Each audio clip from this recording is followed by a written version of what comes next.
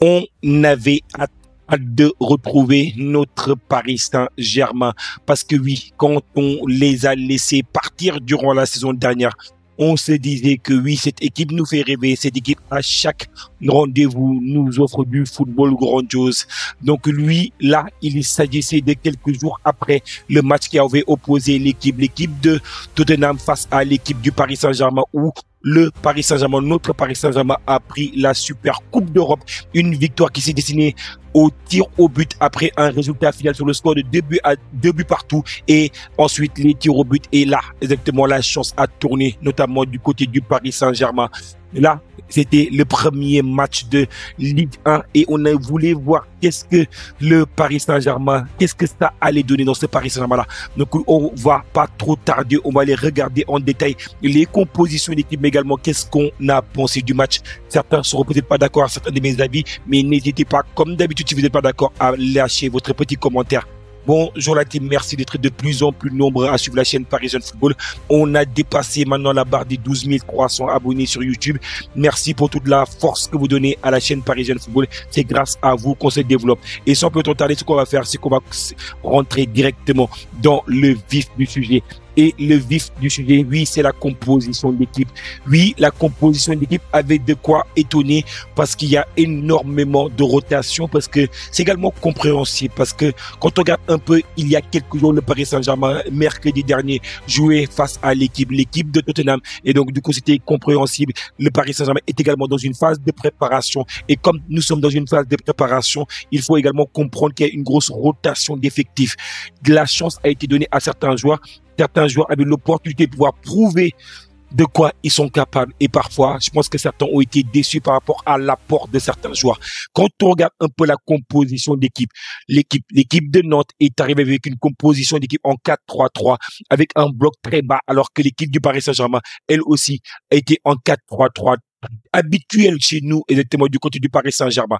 Et quand on regarde un peu la composition de Nantes, parce qu'on va évacuer ça très rapidement, il y avait Lopez qui était au but, Kosa qui était à gauche, à droite, on avait Amiens qui était là, Tati qui était en défense centrale accompagné de Awaziem, et au milieu de terrain, on avait un milieu à 3 également avec Kohn qui était là, ainsi que Le Penant qui était accompagné également de Leroux. En attaque, on avait Guirassy qui était présent, Mohamed ainsi que Benatab qui était également était un peu dans la composition de cette équipe de Nantes. Nantes, c'était une équipe qui fait du Football Club de Nantes, c'est-à-dire que ils jouent très très peu au football. On les a vus jouer très très peu au football aujourd'hui, mais ils ont joué sur l'arbre. Ils ont essayé d'optimiser au maximum leur peu d'opportunités en essayant de se projeter très très rapidement vers l'avant. C'était très faible, un peu trop faible face à cette équipe du Paris Saint-Germain. Il manquait beaucoup de qualités techniques pour pouvoir faire mal à ce Paris Saint-Germain-là, à notre Paris Saint-Germain. Et je pense ça va être compliqué comme saison pour le Football Club de Nantes parce que je vois une équipe avec une grosse assise défensive, mais une équipe qui a très très peu de créativité sur le point de vue offensif. Donc oui, moi je pense que c'est une équipe qui n'a absolument pas joué. Et quand tu ne joues pas au football, tu mérites d'être puni. Et aujourd'hui, ils ont été punis par le Paris Saint-Germain.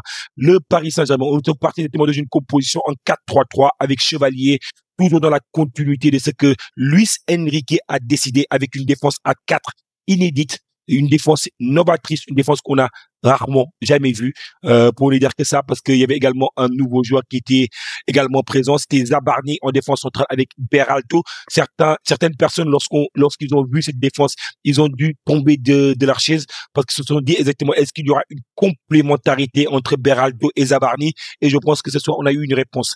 À droite, exactement, en arrière droit, on a Zahir Emery. Arrière gauche, on avait Hernandez en tant qu'arrière gauche. Et dans l'axe, on a un trio qui était composé essentiellement de Vitinha, Ruiz ainsi que de Kangin Lee, à qui on peut donner un peu une continuité par rapport à son match qu'il a fait face à l'équipe de Tottenham. Devant, on avait un trio d'attaque qui était un peu novateur, avec notamment Ramos qui était dans l'axe, Barcola qui était à gauche, ainsi que Mbaye qui a été très très impressionnant face à Tottenham. On lui a donné un peu une place de titulaire aujourd'hui afin de les récompenser par rapport aux efforts fournis, notamment face à l'équipe de Tottenham.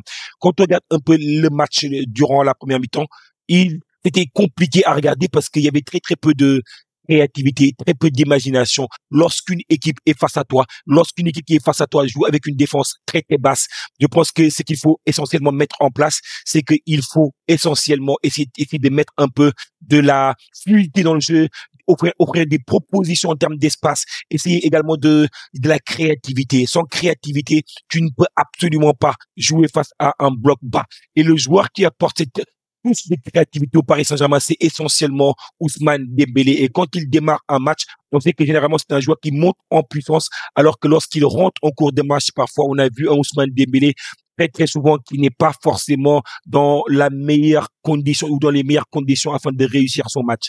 Donc du coup, quand vous regardez un peu, on va regarder aussi d'autres choses dont on va discuter aussi, on va regarder aussi d'autres paramètres qui sont dans l'analyse.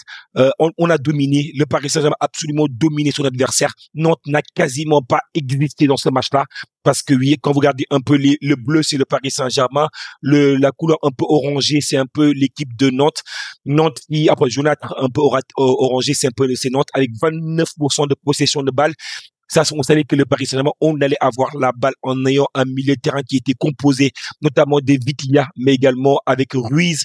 On savait avec Kanguinli, on savait qu'on allait avoir la balle. On a eu 71% de balles, mais parfois c'était une possession qui était une possession qui était trop passive, qui était sans rien savoir faire de la possession. On peut détourner la balle dans la latéralité, mais on manquait de verticalité, on manquait de capacité à faire mal, notamment à l'adversaire. Donc, du coup, quand vous regardez un peu, il y a eu un peu de jaune, par bribes, mais vous voyez que du bleu. En termes des expected goals, les opportunités de marquer ou les buts attendus dans certaines positions, notamment sur le terrain, on est à 1,33, ils sont à 0,10. Ils n'ont jamais existé, Nantes, durant ce match-là. Ils étaient très pauvres pour le point de vue offensif. On avait l'impression que dès qu'ils passaient un peu le milieu de terrain, ils ne savaient pas quoi faire du ballon. Donc, du coup, après le nombre de tirs, 18 tirs côté Paris, contre 5 tirs côté, notamment, Nantes. Donc, du coup, également, en termes d'occasion de but, on en a eu une grosse occasion de but, d'après exactement les données de Footmob. Mais moi, ce qui m'a intéressé spécialement durant la composition de l'équipe, c'est quand même, il y a des joueurs quand même, il faut se poser des questions par rapport à leur progression, malgré que j'ai pas envie de les enterrer parce que c'est qu'ils ont un très très gros potentiel, ils sont encore jeunes. Mais quand je regarde un peu la composition de l'équipe, moi, il y a des joueurs que j'ai trouvé intéressants. Chevalier, quand on regarde au niveau du gardien de but, il a eu très très peu de travail, voire même pas de travail du tout. Dès le début du match, on a senti qu'il était un peu, même dans le premier arrêt qu'il fait, qu'il repousse un peu le ballon, on a l'impression qu'il n'a pas forcément la confiance encore. Je pense que peut-être que le fait que Donnarumma soit encore présent dans le vestiaire, qu'il le voit tous les jours, peut-être que ça soit un peu aussi impacté sur le point de vue de la tête, du mental du joueur. Il doit se dire que je suis épié et je pense que son premier match, notamment face à Tottenham, ne l'a pas forcément rassuré. Il faut qu'il se sente tranquille, qu'il se libère, qu'il se dit exactement, je suis au Paris Saint-Germain, mais c'est comme si j'étais à Lille, parce que on le voit faire des erreurs qu'il ne faisait pas forcément du côté du LOSC. Après, au niveau de la défense centrale, Zabarni a sorti un très, très gros match, un match patron. Les deux premières touches de balle étaient très hésitantes. Il n'était pas forcément, ça c'est la pression, le fait de devoir évacuer un peu le transfert. On a senti un Zabarni qui était un peu sous pression dans les deux premières balles, où est-ce qu'il commençait à paniquer, à perdre un peu des ballons, mais on l'a vu très rapidement rentrer dans son match, être à l'aise, être un peu le joueur qui harcèle, le joueur qui attaque. Ceux qui avaient essentiellement regardé la vidéo que j'ai faite sur Zabarni, je vous ai dit que c'était un défenseur central qui ne défend pas en reculant. C'est un défenseur qui défend en avançant. C'est pourquoi je dis, j'insiste et je signe. Je dis, Marquinhos, fais attention, Marquinhos, parce que le Zabarni que je connais de la première ligue, le Zabarni que j'ai analysé, il est très intéressant. Il lui ressemble un peu à un Pacho Bis dans sa capacité à harceler l'adversaire, dans sa capacité à vouloir jouer de l'avant, dans la capacité à suivre l'adversaire et à lui faire l'erreur et à s'imposer devant lui. Il a le charisme, il a la capacité de le faire. Il a été impressionnant sur le terrain. C'est exactement ce à quoi je m'attendais et croyez-moi, Vous allez être surpris et vous allez me le dire également. D'ailleurs, exactement, Beraldo, vous avez vu, Beraldo est devenu meilleur parce qu'il y avait un Zabarni qui était meilleur à côté de lui. Donc, du coup, c'était une défense centrale qui était intéressante, malgré que Beraldo, lui, je ne lui fais pas confiance durant les grands matchs. Parce que je trouve qu'il a trop de déchets dans les grands matchs. Dans sa capacité à défendre, je le trouve un peu trop limité. Je le trouve bon dans la relance, très mauvais dans la défense. Hernandez, c'est Hernandez. Hernandez, il est revenu du ligament croisé. Depuis qu'il est revenu du ligament croisé, on a l'impression que Hernandez, il est en retard dans tous les duels. Il est en retard dans tout sur le terrain de football. Donc, du coup, il va falloir exactement qu'il monte son rythme parce que autrement, je ne vois pas exactement comment est-ce qu'il pourra essayer de retrouver une place, notamment dans le 11 du Paris Saint-Germain. Au milieu de terrain, on a trouvé un milieu de terrain avec très peu de créativité durant la première mi-temps, notamment avec un Ruiz, Vitinha, ainsi que Ruiz que on a eu beaucoup de mal à trouver, Vitinha également qui a eu beaucoup de difficultés à apporter de la créativité. On l'a vu beaucoup dans la latéralité, mais très peu exactement dans le jeu, exactement dans la profondeur. Ça, c'était durant la première mi-temps.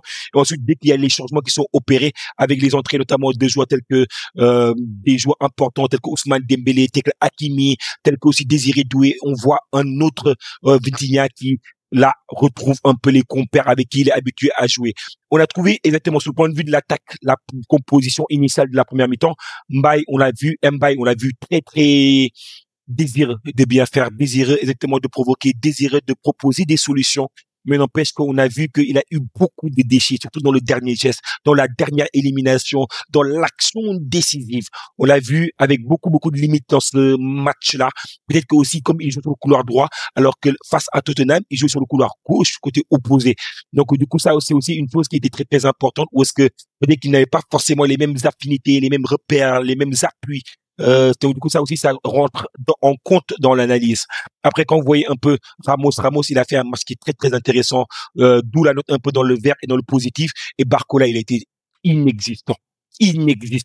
Franchement, là, je pense que c'est lui qui est en train de perdre des points. Parce que c'est lui qui avait l'opportunité de prendre sa chance, de saisir notamment les opportunités. Parce j'ai l'impression que, aux yeux de Luis Enrique, comme il sait que Barcola est convoité sur le marché des transferts, il doit le convaincre de rester en lui donnant du temps de jeu. Et Barcola, il a du temps de jeu, mais que lorsqu'il a du temps de jeu, il n'en fait pas bon usage. J'ai l'impression qu'aujourd'hui, en termes de définition, déchets comme d'habitude, en termes exactement de dribble très visible comme d'habitude, et ça me plaît pas, et ça, exactement, Barcola, il doit le corriger. Il doit montrer à tout le monde exactement que c'est un joueur de très haut niveau, parce que chaque fois, il est trop lisible, beaucoup trop lisible sur le terrain. Après, quand je vois qu'il y a eu les changements qui ont été faits avec notamment des entrées de joueurs tels que Achraf Hakimi, Nuno Mendes, Désiré Doué, Ousmane Dembélé, Visca Kvaratskhelia, là, tu fais rentrer l'armada lourde, et l'armada lourde, directement, elle opère, et dès qu'elle opère, elle fait très mal. En tout cas, c'était une victoire qui a été importante grâce notamment à un but dévié, un but contre son camp, parce que pour moi, le but, c'est pas Vitinha qui l'a mis, hein, c'est Vitinha, il met la frappe, mais elle est tellement déviée que pour moi, je la vois plus comme un CSC, mais n'empêche que Vitinha, peut-être que le but lui sera accordé, mais franchement, un match qui a été un match de reprise, un match difficile, poussif, un match où est-ce que j'ai trouvé que le Paris Saint-Germain a encore besoin de monter en rythme. Donc, du coup, c'est qu'un premier match. Donc, du coup, c'est toujours un match de préparation dans le fait de monter en puissance. Donc, du coup, vous, je sais pas qu'est-ce que vous en pensez. Est-ce que vous êtes d'accord avec moi ou pas d'accord du tout? Je pense que peut-être que j'ai été un peu dur dans l'analyse, mais vous me connaissez dorénavant. Moi, parfois, je tape un peu. On a vu un Ousmane Dembélé qui perdait énormément de ballons. Donc, du coup, ce soir, l'homme du match, c'était Vitinha pour beaucoup, notamment sur certains sites. Je voyais exactement Vitinha qui était l'homme du match. Oui, je pense que c'est essentiellement lui qui a été le facteur déterminant. C'est lui qui a été en mesure de marquer le but qu'il fallait marquer au moment où il fallait le marquer. En tout cas, au moins, il a été décisif pour le PSG. Et Nantes, merci pour le cadeau. Ça a été très apprécié. Avec notamment Kita qui nous a offert tous un cadeau avec cette Ligue des Champions qui était très jolie. D'ailleurs, merci au FC Nantes. Force à vous par rapport exactement à la saison. Et espérons que dans cette manque de créativité, vous allez trouver un joueur qui sera en mesure de vous apporter cette créativité qui vous manque. Donc, on sait qu'il y a très peu de moyens financiers du côté de Nantes. D'où exactement, il n'y a pas eu beaucoup de recrutement. Mais je suis un peu inquiet pour Nantes par rapport exactement au manque cruel exactement d'un attaquant qui est capable de faire un peu les différences. En tout cas, bonne saison à vous. Et nous, on a encore du travail parce qu'il va falloir qu'on monte en puissance. En tout cas, merci d'être de plus en plus nombreux à regarder la chaîne. Merci à toutes les personnes qui prendront une seconde pour mettre le petit pouce bleu pour aider, notamment pour le référencement. Et merci à toutes les personnes qui s'abonnent à la chaîne Parisienne Football. Merci pour toute la force que vous nous donnez. À très bientôt. Ciao la team.